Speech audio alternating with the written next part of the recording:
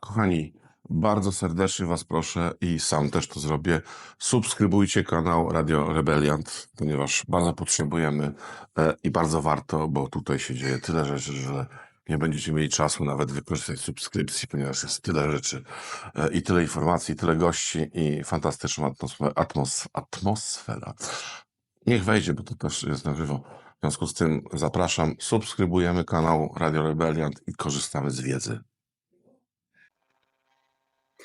Czołem Rebelio, Joanna Prokop, a dzisiaj, moi drodzy, z nami gość specjalny i wyjątkowy, dziennikarz, pisarz, politolog, specjalista psychologii działań w sytuacjach kryzysowych oraz organizator wypraw survivalowych, twórca YouTube'owego podcastu Tak to widzę, pan Krzysztof Petek. Dzień dobry, panie Krzysztofie.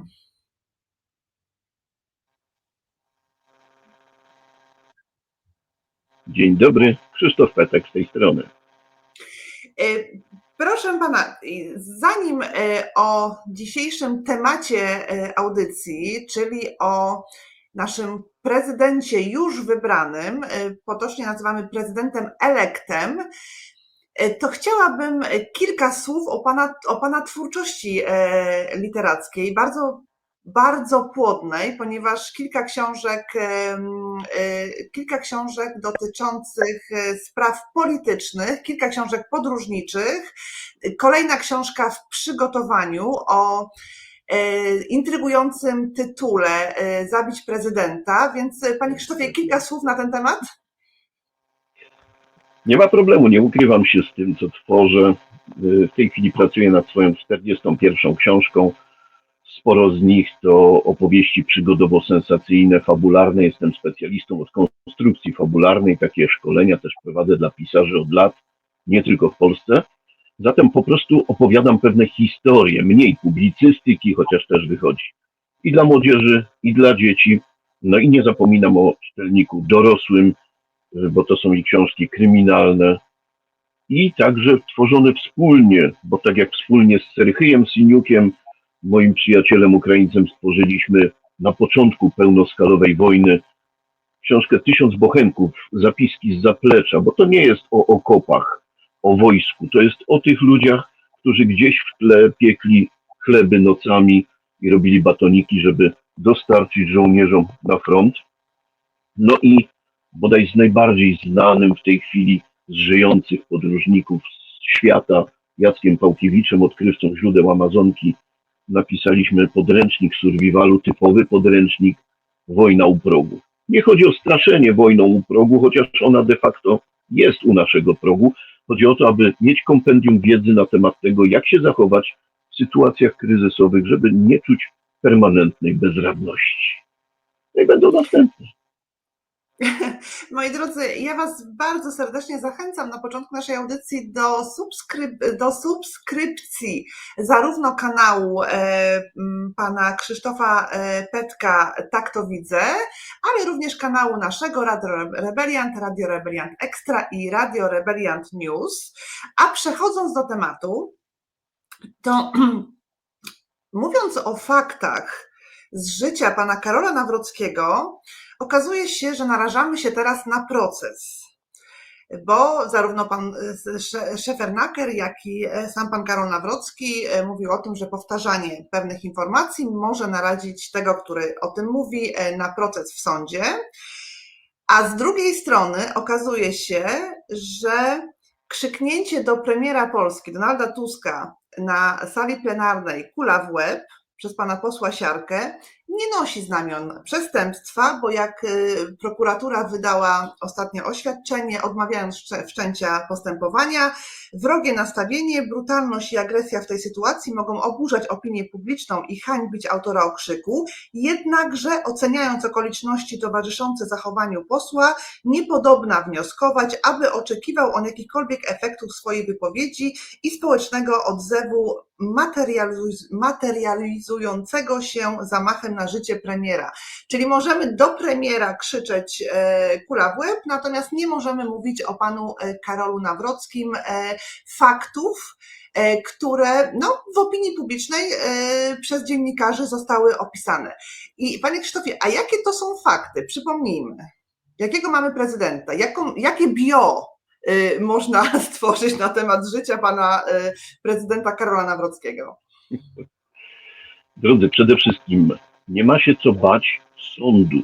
W momencie, kiedy sąd działa jak należy, bywały z tym problemy, bywają i teraz, ale jeżeli ktoś straszy nas, że nas poda do sądu, mówimy okej, do zobaczenia. Bo po to wymyślono sąd, po to wymyślono wymiar sprawiedliwości, żebyśmy nie szli za chałupę na klepisko i nie strzelali się z rewolwerów. Żebyśmy się nie musieli odpłukiwać pięściami albo pojedynkować, co jeszcze 100 lat temu było rzeczą naturalną w pewnych kręgach.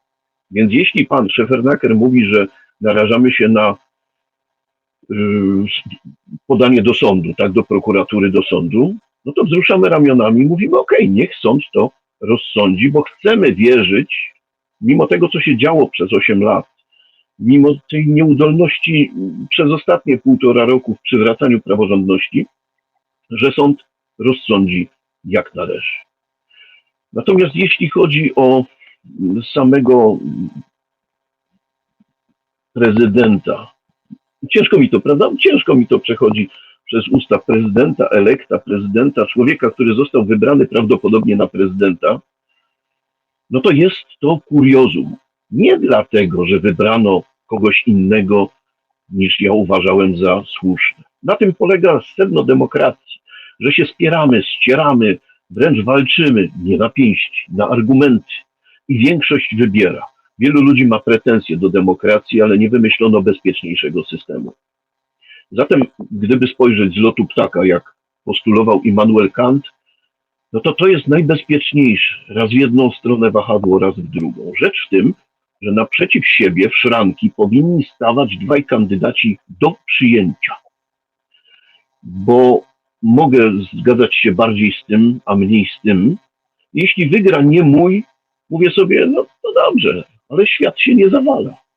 Tymczasem mamy tutaj do czynienia z człowiekiem, na którym ciążą bardziej dziennikarskie, społeczne, ale uzasadnione, udokumentowane zarzuty, że jest oszustem, że jest człowiekiem, który wyłudzał, że jest człowiekiem mafii trójmiejskiej, bo w ustawkach nie chodzi o to, żeby się chłopcy potłukli czy pomisiowali, jak mówił Imć Duda, tylko chodzi o to, żeby się uwiarygodnić w oczach mafiozów, którzy robią w ten sposób taką selekcję do mafijnego wojska. Czy on się tam dostał i zapisał? Nie wiem. Ale ktoś, kto bierze w tym udział, otwiera sobie furtkę. Dlaczego wszyscy dziennikarze, wszyscy w znaczeniu naprawdę dziennikarze, nie media workerzy pracujący dla tej czy innej strony, wołają sprawdzam. Ano dlatego, że my możemy pewne rzeczy zobaczyć, z pewnymi ludźmi porozmawiać, ale nie jesteśmy w stanie w sposób procesowy dowieść czegoś komuś. Dlatego mówimy sprawdźcie. Sprawdźcie. Mamy do czynienia z człowiekiem, który mieszkał sobie długo w hotelu, nie zapłacił. Stwierdził, że nie zapłacił, że zapłaci, ale nie zapłacił, bo po co? Mamy do czynienia z kłamcą, który właśnie w tej kwestii kłamie. W kwestii słynnej kawalerki, po co mam przypominać, wszyscy to wiedzą, jak to wyglądało, kłamał. Ciągle kłamał. Zapłaciłem, nie zapłaciłem, obiecałem się opiekować, nie obiecałem. Okazuje się, że prawdopodobnie wymuszono na tym człowieku, wcale nie godnym szacunku, ale jednak człowieku, który ma prawa ludzkie, prawa człowieka, wymuszono zrzeczenie się tej kawalerki. Cały problem polega na tym, że tych zarzutów jest sporo. Teraz słyszę o zarzutach związanych z Muzeum II Wojny Światowej, gdzie zlikwidowano za 200 000 materiałów dotyczących II wojny światowej. Nie znam szczegółów. Rzecz w tym, że stoi ktoś pod zarzutami dużymi i to takimi niezmyślonymi typu przekroczył kompetencje, on nie dopełnił obowiązków, bo to są takie urzędnicze sprawy, które mogą się zdarzyć i jesteśmy w stanie wybaczyć komuś, kto powie przepraszam i zadośćuczyni. To są zarzuty z kręgów bandziorskich. To są zarzuty, które jeśli się potwierdzą, a jest wielkie prawdopodobieństwo, że nie są wyssane z palca, no to pokazują Nawrockiego jako człowieka, któremu bym nie tylko nie dał do opieki zwierzęcia, dziecka, swojego kolegi, ale na widok którego powinienem dla własnego bezpieczeństwa przechodzić na drugą stronę ulicy. Tymczasem, jeśli nie większość, bo to jeszcze nie jest pewne, ale powiedzmy połowa Polaków na niego zagłosowała. Czy zadajemy sobie pytanie tak naprawdę dlaczego?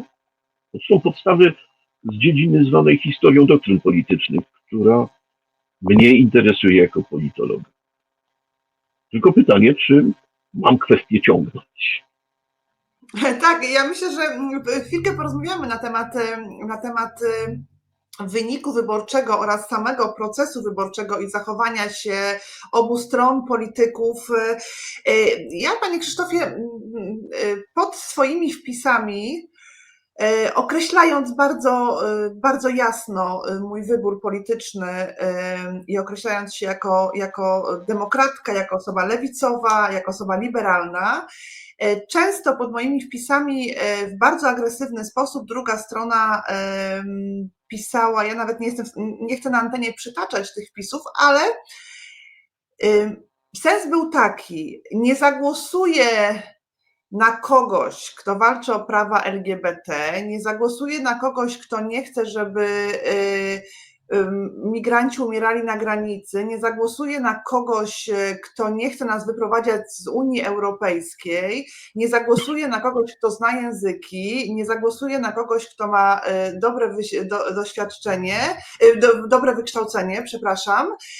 Wolę już zagłosować na sutenera, kibola, ale właśnie osobę, która jest w opozycji. Jest mi wszystko jedno, kim ona jest, ale pod warunkiem, że będzie w opozycji do tego mojego strachu i lęku, tak, który mi został tak naprawdę wmówiony przez prawicowe media, tak? Strach przed LGBT, strach przed migrantami, strach przed rozwojem, strach przed pójściem naprzód, strach przed zmianą.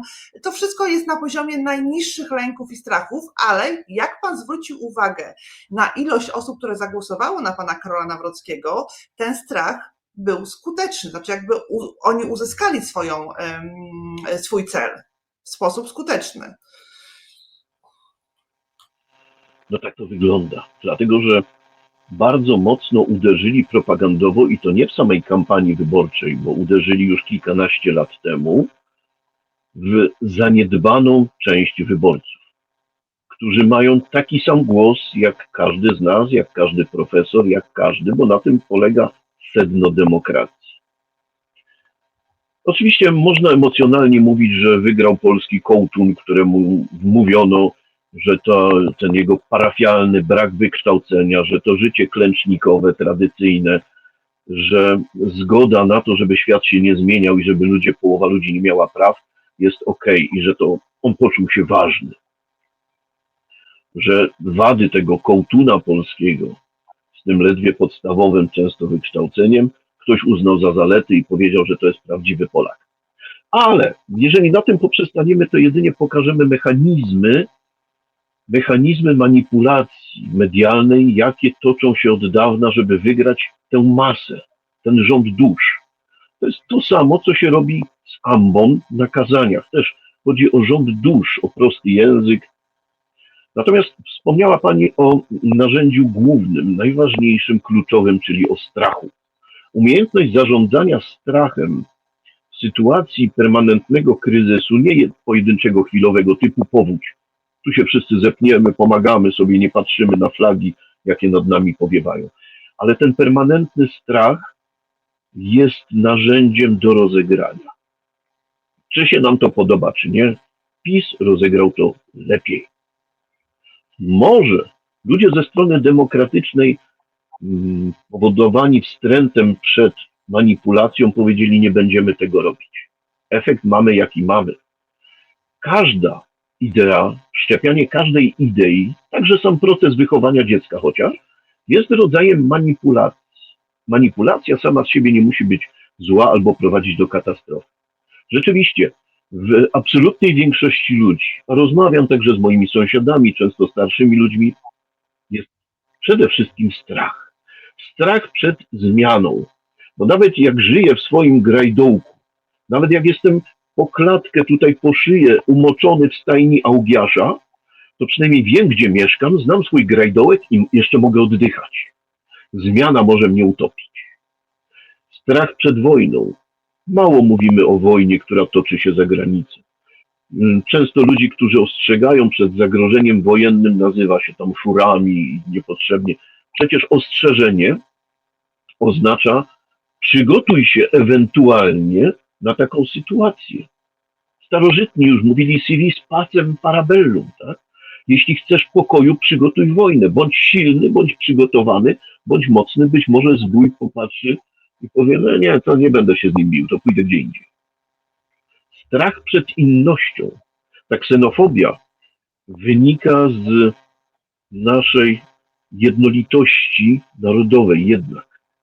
Każdy obcy o innej skórze, innych oczach skośnych, o innym akcencie już jest postrzegany jako niebezpieczny. To od dawien dawna. Właśnie przez to, że mamy taką jednolitość kulturową, monolit kulturowy, prawie że genetyczny też, każdy obcy nadaje się do tego, żeby nim straszyć. Są ludzie, głosując na człowieka, o którym wiedzą, że jest przestępcą, że ma sporo za uszami, że nie jest specjalnie inteligentny, bo to jest taka gorsza wersja Dudy, jeśli chodzi o intelekt. Naprawdę. To nawet nie chodzi o to, czy ja go lubię, nie lubię, zgadzam się z nim, czy nie zgadzam.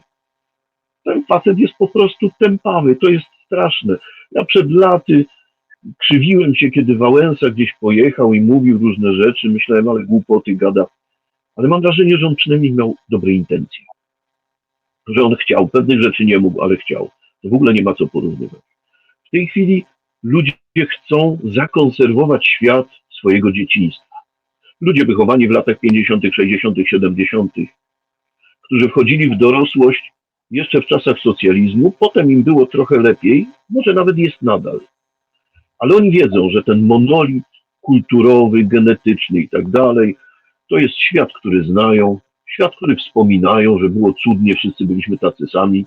Jak się mówiło, niedawno słuchałem sobie audiobooka Joanny Chmielewskiej, Klin, i tam było, że facet jest czarny. Ale to tylko oznaczało, że ma czarne włosy. Bo w latach 60.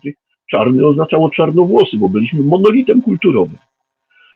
I ludzie zagłosowali na Nawrockiego tylko dlatego, żeby świat się nie zmieniał, albo żeby się zmieniał wolniej. To fikcja. Nic już nie będzie takie jak dawniej.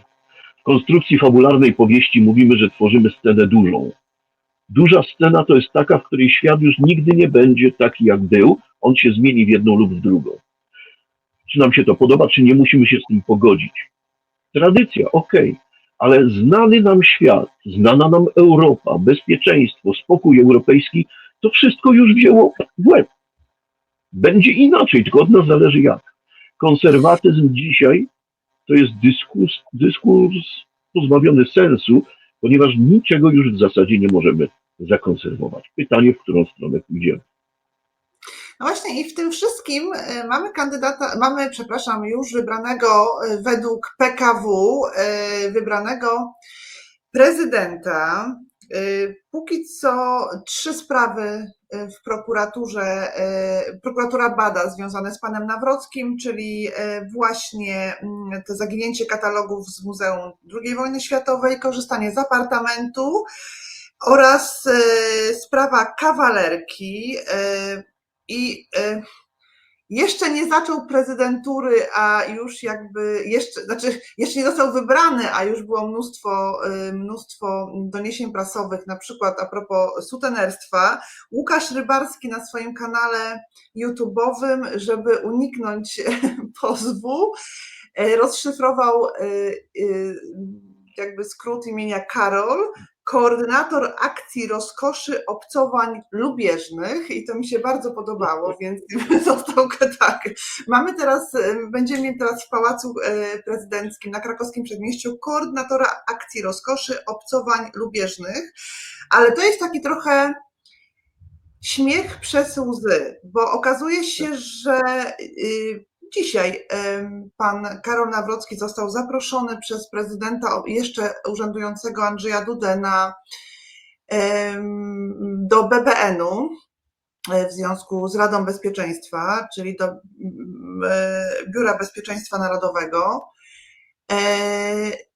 A jest to człowiek, który medialnie został podważony jego certyfikat bezpieczeństwa. Co więcej, pan Ale Karol formalnie ma. No formalnie, no ale poza tym pan Karol Nawrocki mówił o tym, że być może pan Cęckiewicz zostanie szefem BBN-u, który ma odebrane poświadczenie bezpieczeństwa w związku chyba z komisją generała Strużyka i tymi zarzutami, tak, tam chyba są nawet zarzuty prokuratorskie albo sprawa prokuratorska w związku z, i tam pan To się mu Cęckiewicz... przyzna znowu, nie ma problemu. Więc zastanawiam się, no my możemy tutaj na tym naszym polu wewnętrznym te nasze wojenki prowadzić, ale zagrożenie, ja dzisiaj nie spałam całą noc po raz kolejny, bo obserwowałam to, co się dzieje na linii Iran-Izrael. I to zagrożenie gdzieś tam jest coraz bliżej. To odium wojny czujemy. Już nie wspomnę oczywiście o putinowskiej Rosji i Ukrainie. I w tym wszystkim ja nawet nie wiem, jak zadać pytanie, panie Krzysztofie, bo trochę mi ręce opadają. W tym wszystkim mamy pana, który, no, niektórzy mówią o jakichś tam właśnie powiązaniach, tak, z pewnymi grupami przestępczymi. Wszyscy wiemy, że z mafii się nie wychodzi i wiemy to od dziecka z amerykańskich filmów, a później z mądrych książek i analiz. I panie Krzysztofie, jak się w tym odnaleźć? Gdyby były proste odpowiedzi, to byśmy ich udzielili i rozwiesili plakaty. Po pierwsze, musimy sobie naprawdę zadać pytanie, i znów się odwołuję do Kanta, żeby się wzbić troszkę w górę i spojrzeć z lotu ptaka, zadać sobie pytanie, co się dzieje? Co się generalnie dzieje u nas? Ale jeżeli chcemy sobie odpowiedzieć na pytanie, co się dzieje, to zadajmy sobie pytanie pomocnicze, a co służy Moskwie? Bo tak naprawdę to, do czego od lat dąży Jarosław Kaczyński ze swoją formacją i także sadzając na fotelu prezydenckim człowieka od siebie zależnego, i to nie tylko dlatego, że go wybrał. Przecież jest oczywiste dla analityków, że Karol Nawrocki jest zahakowany z wszystkich możliwych stron. Od strony mafii, od strony przestępców, od strony wywiadów, a zwłaszcza wywiadu rosyjskiego. No nie wierzę, żeby Karol Nawrocki, odwiedzając Moskwę, nie był cały czas fotografowany, filmowany, żeby jadąc sobie ze swoją asystentką do ciepłych krajów, nie był cały czas obserwowany. Zresztą zrobiłem osobny film o tym, w jaki sposób wywiad rosyjski typuje ludzi do ewentualnej obserwacji, uzależnienia od siebie, zanim jeszcze staną się kimś. I Karol Nawrocki spełnia wszystkie wymogi. Jest aetyczny, ja specjalnie nie mówię o amoralności, bo moralność może być w każdej grupie inna. Jest aetyczny, ma pęd do kariery, jest gotów na przeróżne działania, jest duży, zdrowy, chętny do funkcjonowania, na prawo patrzy z przymrużeniem oka i działa w strukturach administracyjnych jako radny i potem dalej. Więc co najmniej poddano go obserwacji. I teraz taki człowiek do czego doprowadzi? Co służy Moskwie i do czego prowadził PiS? No to mówię jako analityk PiS za po prostu organizację przestępczą, ale to odsuńmy na bok. I czy służyło to Moskwie? Przyjrzyjmy się. Rozchwianie gospodarcze, wysysanie ogromnych ilości pieniędzy z gospodarki, inflacja na poziomie 18%. Postulaty PiS-u, oderwanie od Unii Europejskiej. Pojedynczy osobnik oderwany od stada jest łatwy do złapania i połknięcia. Tak? Utrata zaufania do NATO. No nie postulował PiS wyjścia z NATO, bo to już byłoby harakiri, ale że to takie niebezpieczne. Utrata zaufania do Unii Europejskiej i innych partnerów naszych unijnych, także wojskowych. Ucieczka od społeczeństwa obywatelskiego. Daleko nam jeszcze do tego, żeby każdy czuł się współwłaścicielem i współodpowiedzialnym za państwo. ale próbowaliśmy. W pewnych kręgach próbujemy, bo dyskutujemy, mogę powiedzieć, przepraszam, nie zgadzam się, bo uważam, że dla Polski lepiej jest to i to. Ale to nie znaczy, że mamy się za tę różnicę nienawidzić, obrzucać błotem czy stekiem wyzwisk. Ale ludzie PiS-u, te tysiące troli sztucznych czy niesztucznych, świadomie bądź nie doprowadziło do tego, że dyskurs polega na tym, że ja coś mówię, a ktoś mi mówi ty głupku z krzywym pyskiem. Bo rzeczywiście mam jakąś trochę wadę twarzy, ale ja nie idę do top model. Opowiadam ludziom, co myślę, można się ze mną nie zgadzać, ale argument ty głupku i gorzej, to nie jest społeczeństwo obywatelskie. Dalej pogarda dla praw człowieka, dla praw kobiet, dla równości praw decydowania o swoim życiu, dla praw imigrantów. Ja mogę się z kimś nie zgadzać, on może pochodzić z innej strefy kulturowej, religijnej, innej. Mogę go osądzić za czyny, ale odbieranie mu prawa dlatego, że pochodzi z innego kraju, strefy kulturowej, religijnej, czy ma inny kolor skóry, no to jest obrzydliwość, ale do tego się dąży. Widzenie takiego strachu, jakby to jakieś orki przychodziły. Popatrzcie, kolejna rzecz. Słabość naszych służb. To już Macierewicz zaczął, likwidując WSI, ujawniając dane służb informacyjnych, wojskowych, niszcząc różne struktury. To nie jest przypadek.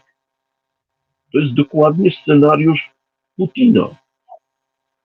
Nie mówię tutaj, Macierewicz jest agentem, bo musiałbym to udowodnić. Mówię, to jest działanie świadome albo nie, chociaż to dziwne by było, na rzecz Moskwy. Zamiast stołu, przy którym debatujemy, stworzono ring, na którym się lejemy. Nawet retorycznie zajmuje się erystyką, retoryką, komunikacją werbalną. No słuchajcie, nawet podsumowanie jakiegoś sporu to jest dołożył mu, dowalił, rzucił go na deski, pokonał. Czyli ta retoryka wojenno-bokserska. Od lat, nie od czasu Nawrockiego. Można kogoś pokonać w dyskusji, podać mu rękę i pójść razem na kawę. Ale nie, to musi być knockout. Tak? I te wszystkie elementy się nasilą w momencie, kiedy Karol Nawrocki zostanie prezydentem, jeśli zostanie. Bo ciągle mamy tutaj sprawę otwartą. I teraz pytanie, czy tego chcemy? Z głową państwa, której musimy się wstydzić. Słuchajcie, ja latam po świecie. Już w czasach Dudy teraz ostatnio ląduję w Peru. Gdzie tam Peru? Druga strona świata, tak? W Limie ląduje lotnisko.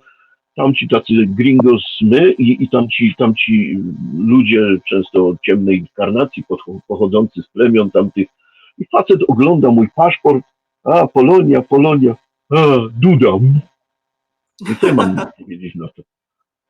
No nie, że każdy Indianin tam mi się śmieje z Dudy, ale widocznie się interesował. Może mam jakiegoś Polaka w rodzinie, ale pokiwałem głową, uśmiechnąłem się. A co będzie teraz? Będą mówić, a to wy od tego Alfonsa. Nieważne, czy zostanie udowodnione, czy nie. W przestrzeni medialnej to się dopiero zacznie.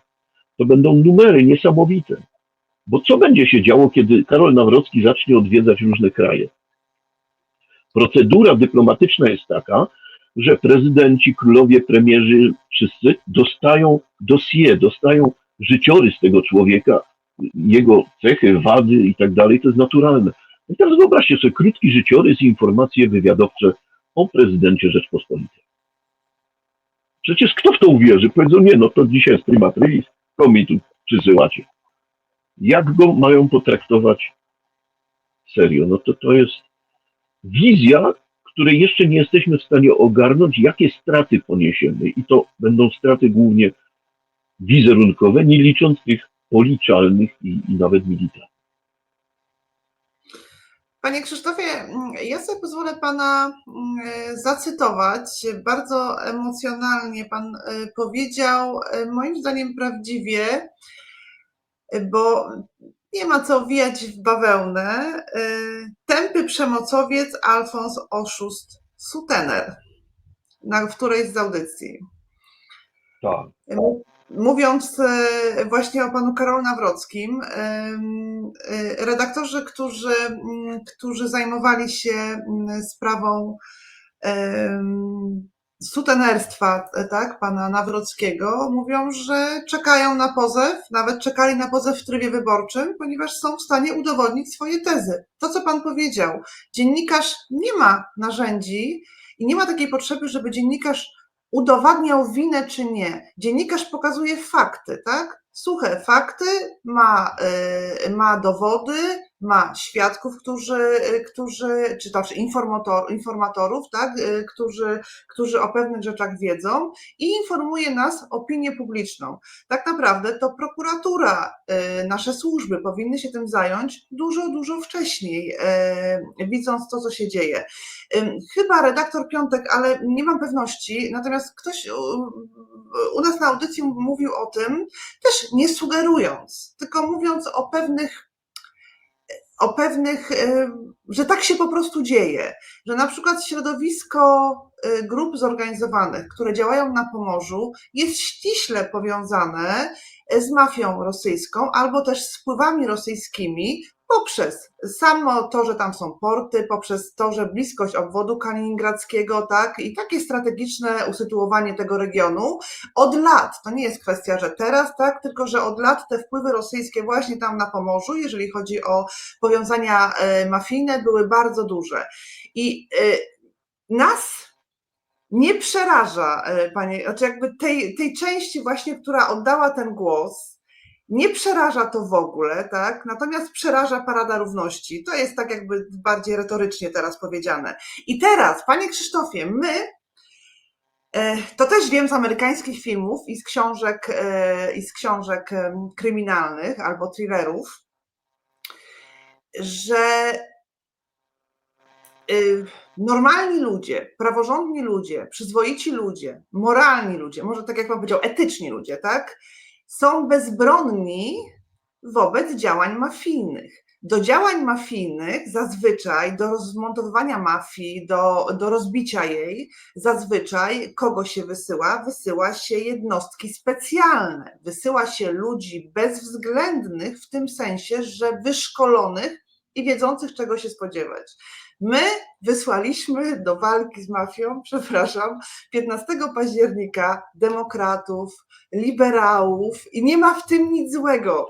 Tylko tak sobie dzisiaj, jak myślałam nad rozmową z panem, uświadomiłam, że zrobiliśmy duży błąd, bo powinniśmy wysłać jednostki specjalne, w cudzysłowie, tak? W cudzysłowie, przepraszam, że w cudzysłowie powinniśmy wysłać jednostki specjalne, czyli osoby, które mają cechy, tak, przygotowanie, żeby walczyć z czymś, co nie jest normalne w praworządnym, demokratycznym kraju. Ale się nagadałam teraz. Na tym polega rozmowa. Demokracja ma wszelkie narzędzia, żeby walczyć z mafią.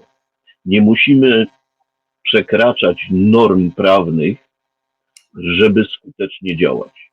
Tylko minister Bodnar, przyzwoity człowiek, jego nazywam ministrem Budyniem po prostu. Tak jak był człowiek z żelaza, to jest minister, człowiek z Budyniu. Nie na te czasy jest potrzebny. My jesteśmy w stanie wewnętrznej wojny, na szczęście niemilitarnej, między dwiema ideami i wizjami Polski, a w ogóle wizjami świata. Ale nie jest to wizja na przykład konserwatywna i postępowa, bo to jest naturalne i okej. To jest wizja z jednej strony mafijnego zawłaszczenia państwa na rzecz małej grupy ludzi, korumpowania, niszczenia, stworzenia pozorów skorupkowej takiej demokracji, ale nie piję tutaj do ostrakonu starożytnego atyńskiego, tylko że tylko wydmuszkowa skorupka jest w formie demokracji, a reszta to jest absolutny despotyzm. I z drugiej strony my walczący o demokrację, do której mamy wielkie pretensje, także do Unii, demokracji unijnej, że jest kulawa, że jest trochę ślepa, że stawiamy na konia, który trochę do tyłu chodzi i macha ogonem, ale jednak daje nam pewne prawa i pewne gwarancje funkcjonowania, a zwłaszcza prawo do naprawiania świata. I tu jest duży problem z ludźmi, którzy nie obejmują refleksją społeczną, politologiczną świata. bo też nie postuluję, żeby wszyscy się tym zajmowali. Tak naprawdę dobrze funkcjonujące państwo to jest takie, w którym niewielu ludzi zajmuje się komentowaniem polityki i analizą politologiczną, bo nie muszą, bo działają mechanizmy, które chronią ich i to, czy bardziej demokraci, czy bardziej konserwatyści rządzą, nie powoduje, że będą im lecieć bomby na głowę, że ktoś ich okradnie, że ktoś ich wsadzi do więzienia. To jest duży problem. Natomiast, żeby jeszcze wrócić do tej kwestii, dlaczego Polacy wybrali Karola Nawrockiego. Już pomijam ten Kołtun albo coś jeszcze. Słuchajcie, były takie książki, nie pomnę teraz autora, Oni i my. To jeszcze w czasach socjalizmu i w czasach postsocjalizmu 90. lat były popularne. I one dokładnie pokazywały mechanizm, który jest teraz odtworzony w świadomości ludzi, nie obejmujących właśnie świata taką ważniejszą refleksją. My i oni, czyli my ludzie, obywatele i oni władza. Oni, z którymi trzeba walczyć. Dlaczego?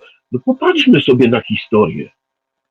Choćby od czasów rozbiorów, 123 lata byliśmy my i oni, zaborcy. Czemu służyło prawo? Prawo było narzędziem nacisku, represji. Łamanie prawa było godne orderu, tak? Bo pokonaliśmy w takiej czy innej sprawie, oszukaliśmy zaborcę, nie zapłaciliśmy podatku. Potem było dwudziestolecie międzywojenne. No jeżeli się ktoś przyjrzy rzeczywiście działalności Piłsudskiego, to był taki trochę mały Hitlerek w Polsce. Strzelanie do parlamentarzystów, bereza kartuska, wsadzanie ludzi do więzień, bo ich nie lubię, bez sądu, stanowienie praw, które niszczyły demokrację. Także dziennikarze oberwali, była tuż przed śmiercią w 1935 Piłsudski podpisał ustawę kagańcową, na przykład więzienie groziło za samą jakąkolwiek karykaturę Piłsudskiego. Ale to tylko dygresja. Potem czasy II wojny światowej, wiadomo, byliśmy my i oni. I im bardziej się tej władzy utarło nosa, łącznie z wysadzeniem ich pojazdów, no to było chwalebne, tak? Potem czasy socjalizmu też był wyraźny podział między pewna kasta władzy, oni, którzy mają wielkie przywileje i są nietykalni, i my, obywatele, którzy w ten czy inny sposób próbujemy się urządzić. Po zmianie ustrojowej można było zmienić prawo, ale nie zmieni się świadomości pokoleniowej 150-200 lat. Więc nadal ludzie prości mówią, oni władza, oni mają pieniądze i nie chcą nam dać. Oni se jeżdżą limuzynami, a my... I teraz przychodzi kandydat, który jest jednym z nas. Takim chłopakiem, zresztą ludzie z PiS-u to próbowali to też w ten sposób pokazywać. To jest taki chłopak z ludu, tu dał w gębę, tu na ringu, tu coś jeszcze, ale prosty, który własnymi siłami zrobił karierę, doszedł daleko i zdobył wykształcenie. Czyimi siłami, jak to zrobił, no to jeszcze nie jeden się będzie wypowiadał. Natomiast to przekonanie, że administracja tworzy system kastowy dla siebie i my tu wepchniemy im swojego chłopa, który będzie robił coś dobrze dla nas, było tak powszechne, że ludzie odsunęli na bok jego przewiny i postanowili jednak w dużym stopniu go wybrać, bo wciąż traktują system prawny jako narzędzie ucisku, a nie jako fundament bezpieczeństwa. I to się może... Ale Panie Krzysztofie, ja rozumiem, że w tym DNA mamy właśnie to rozróżnienie na my i oni, tak, i w opozycji do tej władzy, która przez wiele lat była, represjonowała zwykłego obywatela, Polaka, narodowca. Ja to mogę zrozumieć, ale nie rozumiem, jak można głosować na kogoś, kto według doniesień medialnych wykorzystywał kobiety, matki, żony, siostry, córki, który zaprzeczał sobie w publicznych wystąpieniach, czyli kłamał. No jeżeli sobie zaprzeczał, to znaczy, że w którymś momencie musiał powiedzieć nieprawdę, tak? Raczej się okoliczności nie zmieniły. Być może w każdym. Być może w każdym, tak? No nawet ta informacja o tym, że rozmawiał z prezydentem Donaldem Trumpem, została rozłożona na czynniki pierwsze i nie jest to za bardzo możliwe, chociażby na przykład z tego powodu, że ograniczenia językowe mogły na taką rozmowę... Słabo mówi po polsku. No więc właśnie i tak, i mamy, ja to usłyszałam gdzieś w przestrzeni publicznej, ale to mi się bardzo podobało. Pan Karol Nawrocki jest teflonowym kandydatem, czyli człowiekiem, do którego nic się nie jest w stanie przykleić. I to jest olbrzymi fenomen, tylko że fenomen, który może zagrozić naszemu, tak jak pan powiedział, wizerunkowi na świecie, ale wizerunek to jest chyba najmniejsze, co nas może spotkać, ale również naszemu bezpieczeństwu, jeżeli dookoła siebie będzie miał osoby, które mają zabrane certyfikaty bezpieczeństwa, a ich się nie zabiera bez powodu.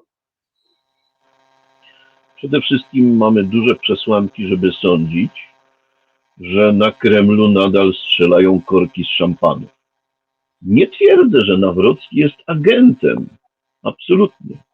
Nie twierdzę nawet, że ma świadomość, że jest w jakiś sposób inwigilowany czy prowadzony przez Kreml. Ale ludzie z Kremla byliby ostatnimi idiotami, gdyby już dawno nie zainteresowali się tym człowiekiem, a tym bardziej ostatnimi czasy. Znając życiorys tego pana, choć pobieżnie, bo pewnie nie jedno jeszcze wyjdzie, mamy absolutną pewność, w każdym razie przekonanie graniczące z pewnością, że wywiad nie tylko rosyjski, wszystkie wywiady to robią, zbiera skrupulatnie, gromadzi haki. I któregoś dnia, wcześniej czy później, do prezydenta Rzeczpospolitej, człowieka, który ma dostęp do wszystkich tajnych informacji, do systemu obrony, do planów obrony państwa, przyjdzie chłop z jakimś zdjęciem albo filmikiem.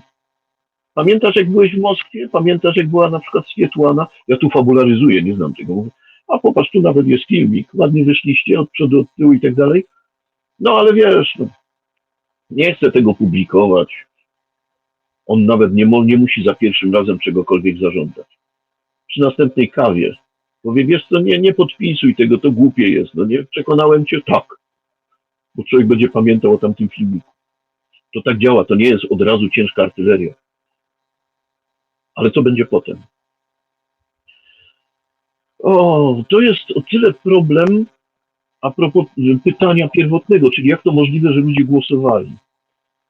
Kiedyś była cenzura. Ja jeszcze pamiętam jako chłopiec, że istniała cenzura. Pierwsze moje teksty, kiedy publikowałem, będąc licealistą w drugiej połowie lat 90., 80., ale się odmłodziłem, 80., no to jeszcze mówiono mi to, ale patrz, pewnych rzeczy nie pisz, pewne słowa nie przejdą, bo cenzura. Chociaż ona już wtedy była taka bezzębna trochę. Teraz nie ma cenzury, czyli wszystko mogę opublikować. W zasypaniu tego internetu milionami innych informacji, milionami innych danych, które spowodują zniknięcie, zasypanie tego, co jest faktem. I teraz ważna rzecz, która się stała, jak niektórzy mówią zadziała, chociaż ja nie lubię tego słowa, w przestrzeni medialnej.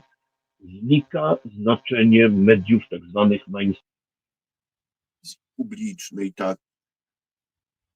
Zaczyna się przenoszenie tej czwartej władzy do internetu, czyli de facto do piątej władzy. Ludzie jednak wchodząc do internetu, gdzie są setki, tysiące kanałów różnych, zostają zamknięci, nieświadomie nawet, w pewnych bańkach informacyjnych. My tu możemy dyskutować z 10 tysiącami ludzi, którzy obejrzą naszą rozmowę i oni powiedzą w większości, no w sumie mówicie rzeczy oczywiste. No i potem zadamy sobie pytanie, w sumie po co to mówić, nie? Natomiast ludzie, którzy oglądają Republikę, tam te 24 i w potylicę, jak mówią niektórzy, czytają, to też są w swojej bańce. Im powiedziano, słuchajcie, wszystko o Karolu to kłamstwo. I okej, nie będą tego weryfikować. Wielu ludzi ze strony demokratycznej to też nie są tuzy intelektu poświęcające setki godzin na weryfikację, tylko też przyjmują do wiadomości, bo to potwierdza ich pogląd. To jest w ogóle problem łatwości manipulacji.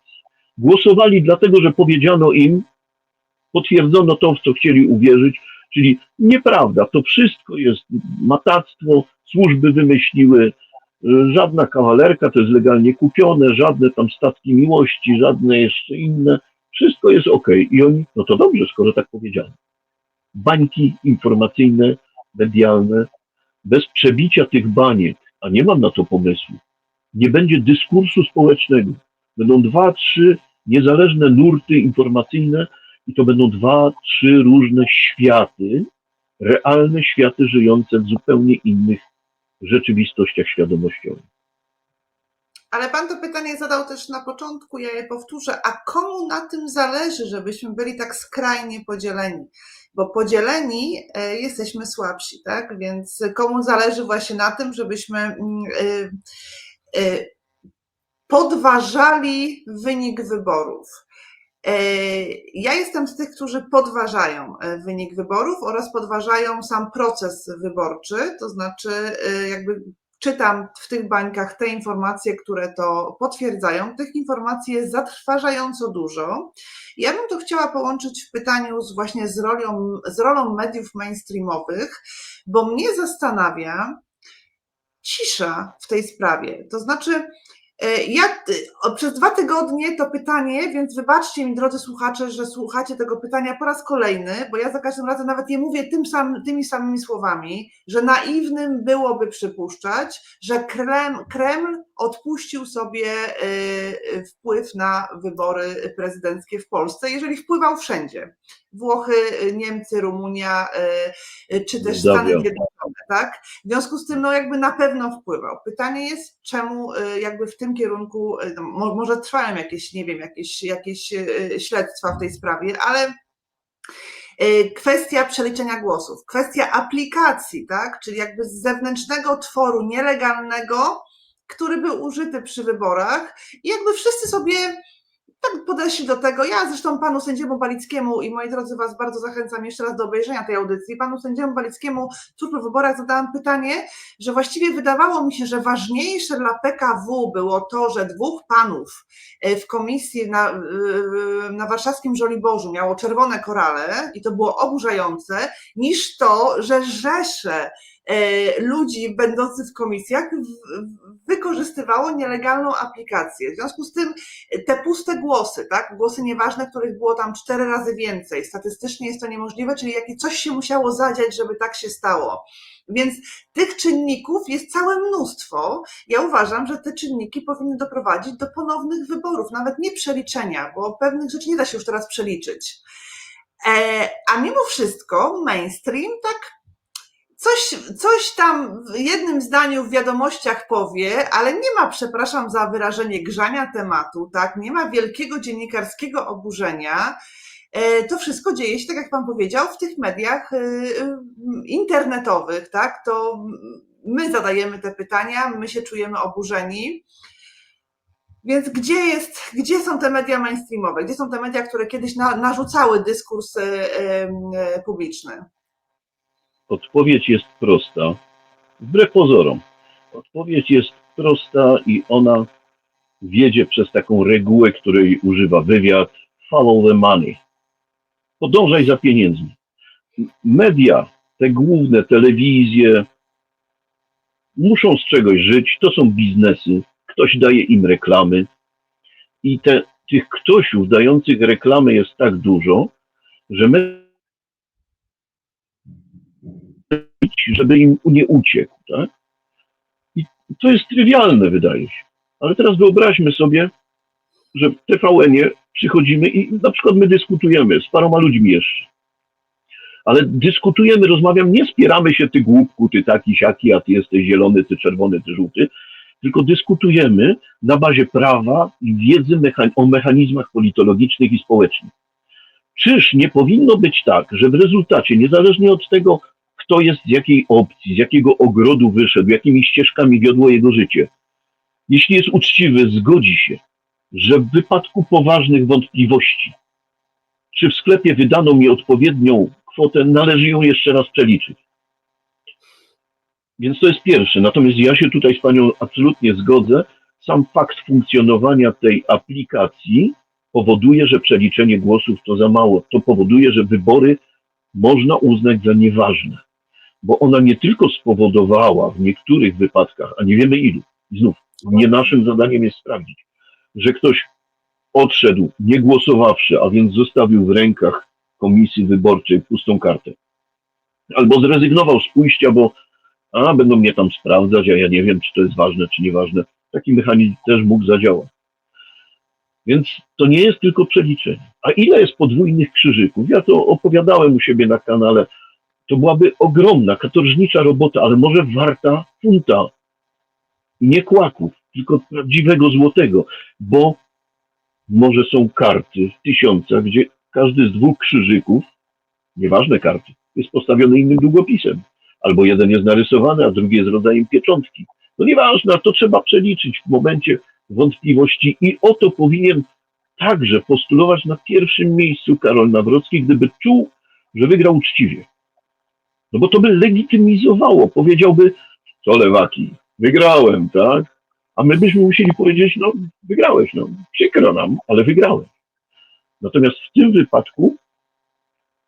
wypadku samo przeliczenie głosów to jest tylko pierwszy etap wiodący do tego, żeby na przykład, ja nawet podałem fajną datę, 14 września, jeszcze ciepło, pierwsze listki lecą pod nogi i moglibyśmy pójść do wyborów i niech one będą obstawione przez różne grupy, lewa, prawa, tam proboszcza i OBWE, niech patrzą, tylko niech one będą uczciwe. Bo tak naprawdę ten spór teraz jest dwojaki. Po pierwsze, rzeczywiście wybrzydzamy na Karola Nawrockiego, bo on nie będzie nigdy moim prezydentem. Będzie mi wstyd, że ktoś taki reprezentuje mój kraj.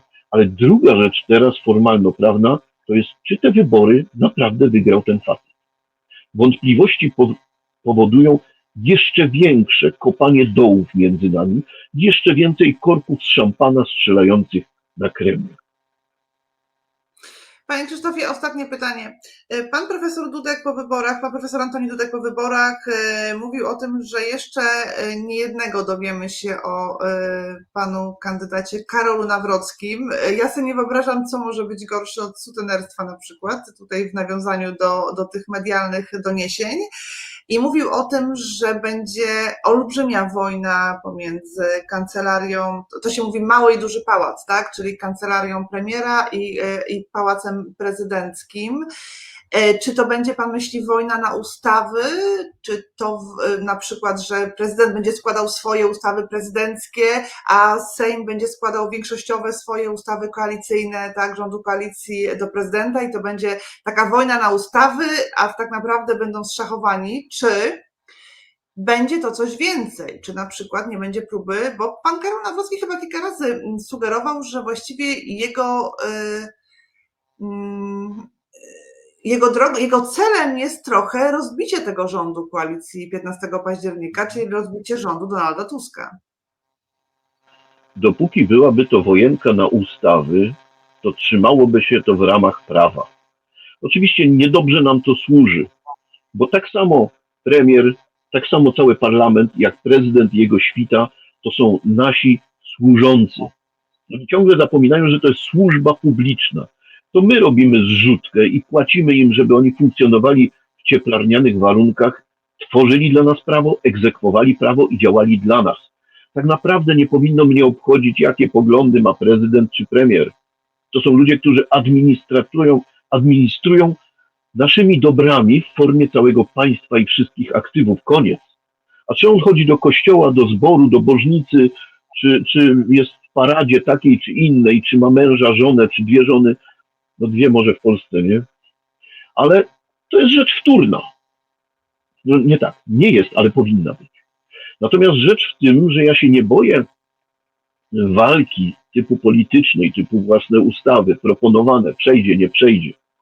Naprawdę praworządność w Polsce można przywrócić bez odwoływania się do prezydenta, bez tworzenia ustaw. Jeżeli nielegalnie powołano członków Trybunału Konstytucyjnego, to oni tam są bezprawnie, tak jak część Sądu Najwyższego, tak jak cała Izba Kontroli Nadzwyczajnej Spraw Publicznych. To są ludzie przypadkowi. To tak jak ja bym zebrał tutaj 6 sąsiadów, ubrał się w togi i wlazł tam i twierdził, co mówimy, co myślimy. To są prawnicy, ale to nie są sędziowie, ponieważ Krajowa Rada Sądownicza jest nielegalna, powołana wadliwie przez prezydenta. Nie chcę tego rozwijać, to jest inny temat. I teraz, co może zrobić rząd, co może zrobić premier?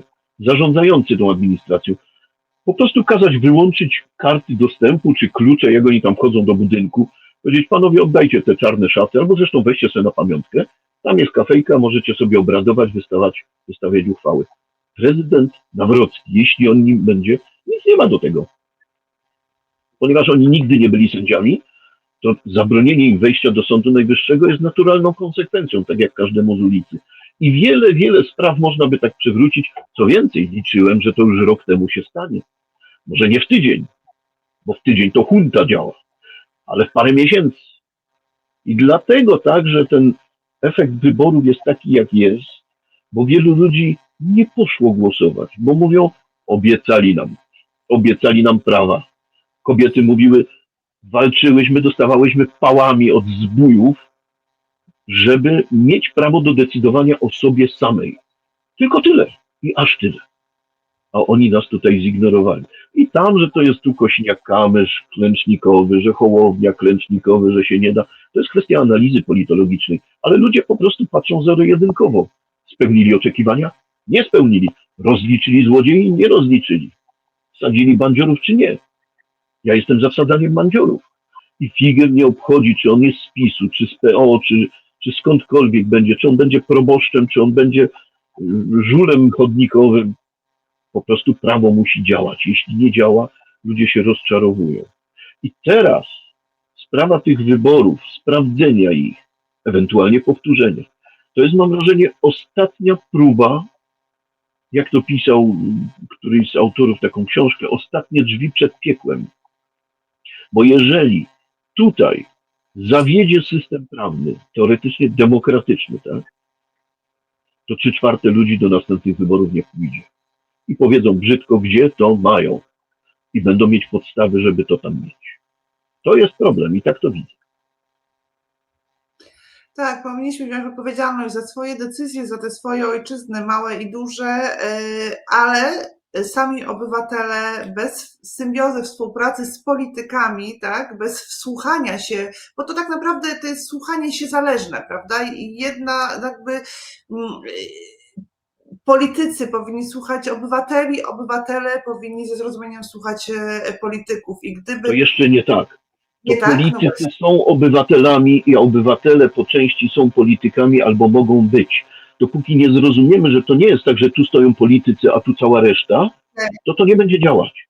Społeczeństwo obywatelskie to jest takie, że siadamy, że ja mogę pójść do premiera i powiedzieć, panie premierze, mam taki pomysł. To chodź pan, siadaj, no nie? Dyskutujemy, rozmawiamy, on zaprasza kogoś jeszcze, mówią, ty, dobry pomysł, robimy. Albo nie, kiepski, albo że się nie da. Ale my powinniśmy czuć współodpowiedzialność za każdy dzień. A politycy powinni czuć, że po prostu zgłosili się do tego, żeby być naszymi lokajami. Nie robią nam porannej kawy, ale mają nam robić dobrze w parlamencie, w rządzie, w pałacu prezydenckim. To jest ich powinność. To nie jest tak, że oni są władzą i nami rządzą. Oni zarządzają naszymi aktywami. To jest tak, jak ja bym miał maklera. Nie mam, bo nie mam czym tam obracać. Ale miałbym maklera, który zarządza moimi środkami na giełdzie. Przecież on nie jest dla mnie władzą. Ja go wynająłem i płacę mu, żeby profesjonalnie zarządzał tym, co mam. I to się powinno przenieść na tę grupę, kastę polityczną. Żadne tam nietykalności, że przestępstwo, a dobra, to swój, to nie i tak dalej. Patrzę na ręce, rozliczam. Mamy nadal ogromny dualizm. Ale ja wielokrotnie zapowiadałem, że niezależnie od tego, kto będzie prezydentem, po wyborach część czasu w swoich publikacjach poświęcę na patrzenie na ręce rządowi, parlamentowi. Bo zwłaszcza należy patrzeć na ręce tym, których się wybrało. Ja nie mam niejako pretensji jako wyborca do Kaczyńskiego, bo on jest jaki jest, a Kaczyński jaki jest, każdy widzi od 30 lat, jest takim manipulatorem, jakim jest. I nawet to patrzenie na ręce jako politolog jest takim elementem bezradności opatrzone, bo ja go nie wybrałem. Ja go nie chwalę. Natomiast w momencie, kiedy wybrałem kogoś, to on ma robić to, na co się umówiliśmy. Nie wszystko to, co ja chcę, ale tak, jak się umówiliśmy, ma być temu wierny albo wynocha. Albo wynocha. I jeżeli tego nie zrozumieją, i to tak subito, tak natychmiast nie zrozumieją politycy Koalicji Demokratycznej, to być może rzeczywiście nawet nie dociągną do następnych wyborów. Być może, jeśli prezydentem zostanie Nawrocki, znajdzie pretekst, żeby rozwiązać parlament. I w następnych wyborach będzie tak niska frekwencja z naszej demokratycznej strony, że oni rzeczywiście zdobędą większość, a obawiam się, że mogą zdobyć na fali tego naszego rozczarowania taką większość, że zmienią konstytucję. I już nie będą musieli jej łamać. W 1935 zmienili sobie konstytucję ludzie z sanacji, mimo że nie mieli większości. Po prostu zrobili to, co PiS w sali kolumnowej, ustalając uchwały, czyli Piłsudski kazał to zrobić, ustalili konstytucję kwietniową, treść, zamknęli salę, nie wpuścili opozycji i przegłosowali konstytucję. I co nam zrobicie? I to się może powtórzyć, bo historia tak czy inaczej czasem się powtarza. Kołem się toczy. Panie Krzysztofie, ja bardzo dziękuję. Ja widzę z przerażeniem, że ja przekroczyłam czas w sposób niewybaczalny, ale bardzo fajnie się rozmawia. I ja, moi drodzy rebelianci, zachęcam Was z całego serca do subskrypcji, oglądania oczywiście, lajkowania i komentowania YouTube'owego podcastu kanału pana Krzysztofa Petka Tak to widzę. I powiem tak, pan tam nie owija w bawełnę. Pan tam Staram mówi... się być kulturalny, chociaż czasami emocje pokazuję. Tak to widzę, to jednak są felietony, czyli to jest dokładnie to, jak ja widzę. Natomiast to nie jest kanał analityczny typu zimna analiza. To, że można być kulturalnym i jednocześnie bardzo stanowczym, odkryłem dopiero jakiś czas temu, powiedzmy 20 lat temu, czyli byłem już bardzo pełnoletni, miałem lat 35, że nie trzeba się z wszystkimi miziać, czasem trzeba wprost powiedzieć, nie mam zwyczaju przeklinania, ale kiedy Karola Nawrockiego nazwałem w tytule swojego filmu kretynem, to mogę to udowodnić, jak to wygląda, bo to nie jest już od lat tytuł medyczny, więc nie musiałbym go badać. Niektórzy się obrażali, jak możesz tak mówić. Ale po pewnych jego słowach była to ocena, tak jak Jakub Żulczyk nazwał Dudę debilem, to teraz Duda 2.0, czyli gorsza wersja Dudy, według kryteriów sprzed lat, kiedy kretynizm i debilizm były kategoriami medycznymi, debilizm to było lekkie upośledzenie, natomiast kretynizm znacznie większe. I w tym kontekście nazwałem Nawrockiego w stosunku do Dudy kretynem, a jeśli trzeba będzie, stanę przed sądem. Nie bójmy się sądów, póki są sprawiedliwe. Dokładnie, moi drodzy, oprócz subskrypcji kanału Tak to widzę pana Krzysztofa Petka, zachęcam Was również do subskrypcji kanału naszego Radio Rebeliant News, Radio Rebeliant Extra. Oczywiście też łapki w górę pod audycjami, komentarze zarówno na live czacie, jak i pod audycją. Panie Krzysztofie, pierwszy raz, ale mam nadzieję, że nie ostatni. To była dla mnie wielka przyjemność. Bardzo Panu dziękuję za rozmowę. Pozostaję do dyspozycji. Do zobaczenia, miłego dnia.